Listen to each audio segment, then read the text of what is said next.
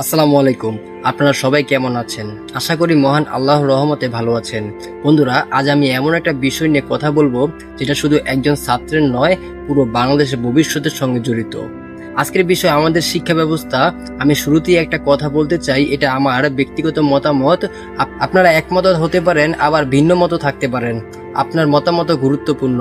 বন্ধুরা, আমরা ছোটবেলা থেকে স্কুলে যাই, বই পড়ি, পরীক্ষা দিই, অনেক কিছু মুখস্থ করি, পরীক্ষা ভালো নম্বরও পাই। কিন্তু একটা প্রশ্ন করি, শুধু ভালো নম্বর পেলে কি জীবন সফল হয়ে যায়? আমাদের চারপাশে এমন অনেক মানুষ আছেন যারা ভালো ফল করেছেন কিন্তু চাকরি খুঁজে পাচ্ছেন না। আবার এমন মানুষও আছেন যাদের ডিগ্রি কম কিন্তু তারা একটি দক্ষতা শিখে ভালোভাবে নিজের জীবন চালাচ্ছেন। তাহলে পার্থক্য কোথায়? আমার মনে হয় শুধু বইয়ের জ্ঞান নয়, বাস্তব জীবনের দক্ষতাও খুব গুরুত্বপূর্ণ। আমি বলছি না যে ইতিহাস, বাংলা, ইংরেজি বা বিজ্ঞান পড়ানো বন্ধ করে দিতে হবে।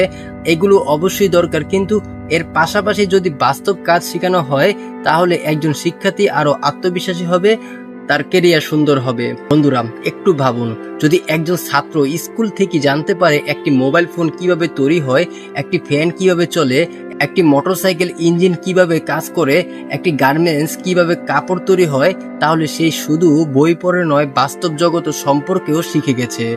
আজ আমরা অনেক জিনিস বিদেশ থেকে কিনে আনি। যদি আমাদের তরুণদের মধ্যে কেউ এইসব প্রযুক্তি শিখে, গবেষণা করে, নতুন কিছু উদ্ভাবন করে, তাহলে ভবিষ্যতেও দেশেও অনেক কিছু তৈরি হওয়ার সুযোগও বাড়বে। আরেকটা বিষয় লক্ষ্য করুন, অনেক শিক্ষার্থী পড়াশোনা শেষ করার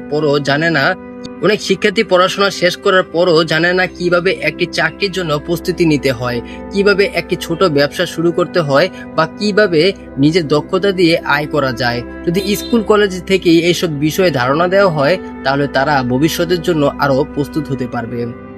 আমার বিশ্বাসের শিক্ষা এমন হওয়া উচিত যা একজন মানুষকে শুধু পরীক্ষায় ভালো নম্বর নয়, বাস্তব জীবনের সমস্যার সমাধান করতেও সাহায্য করে।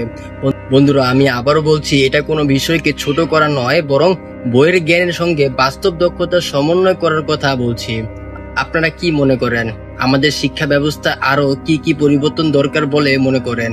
আপনার মতামত কমেন্টে জানান, তাহলেই আমাদের দেশকে আরো এগিয়ে নিয়ে যাওয়া যাবে। আজকে এই পর্যন্ত, কি সবাই ভালো থাকবেন। আল্লাহ হাফেজ। আসসালামু আলাইকুম।